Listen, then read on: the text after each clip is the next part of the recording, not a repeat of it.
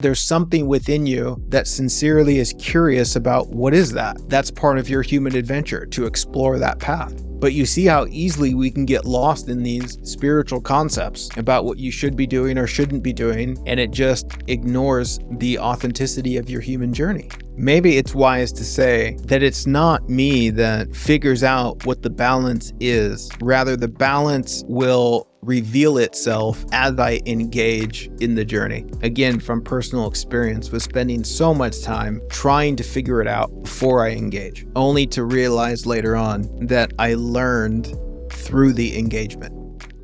Anna asks, how do we strike the balance between doing hard things for growth and not just seeking discomfort out of trauma and to punish ourselves?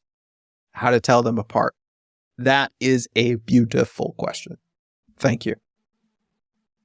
What this question points to for me is the energy that we're bringing to the experience.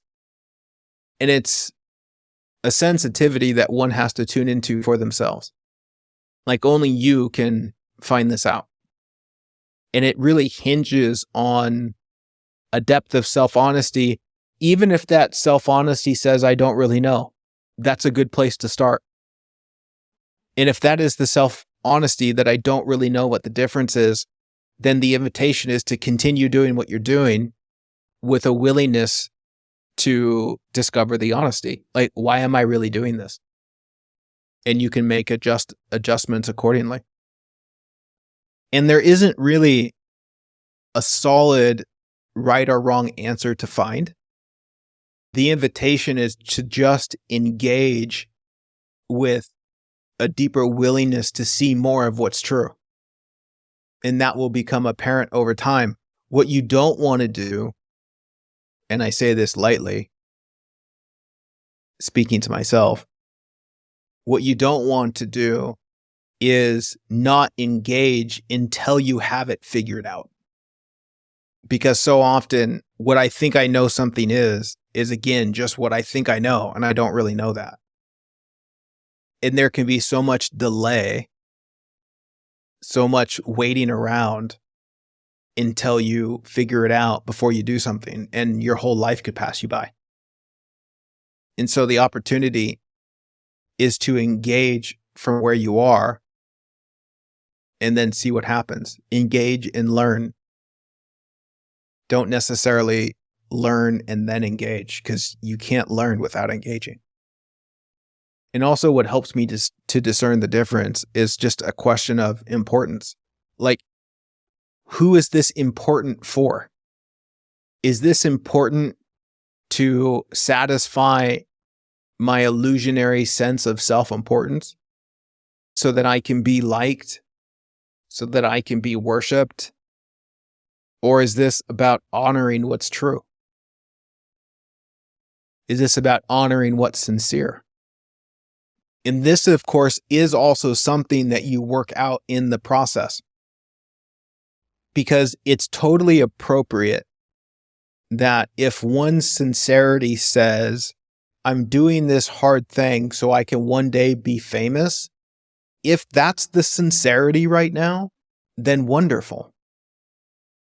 Because that sincerity will take you down a path so you can see the greater illusion in that.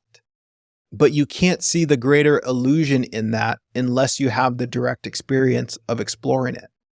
This is why I'm often pointing towards the embrace of what is sincere rather than embracing the concept about what you think is the right or wrong thing.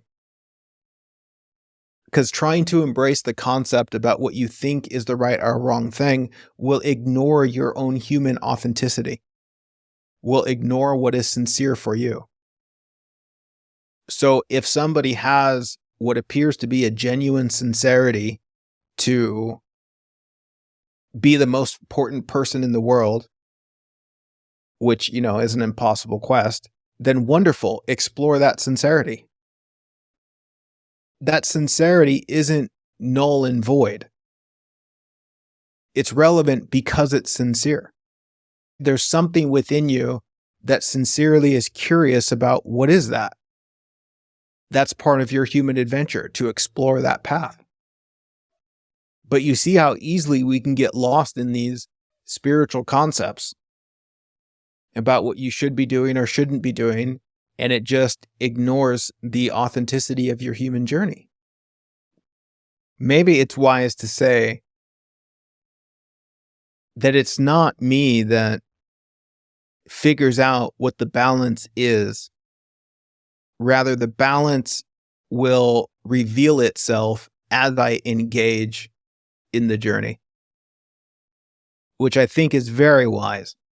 Again, from personal experience with spending so much time trying to figure it out before I engage, only to realize later on that I learned through the engagement. And to answer Nicole's question about how do you begin this exploration, you begin with getting in touch with what's true, which is to get in touch with what's true inside of you, which is also to say to get in touch with what's actually sincere, which is also to say having a deeply honest conversation with yourself, which might be, overwhelming, because you might stumble upon a lot of insincerity. But as it relates to where to start, you just pick one area. And if you need to start with something small, then start with something small. As a practical example, it's also like asking, where am I not being honest?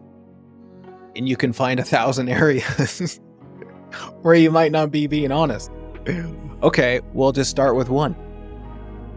Don't get overwhelmed by the 1,000 areas. Just start with one that seems manageable. Start with something that's easy.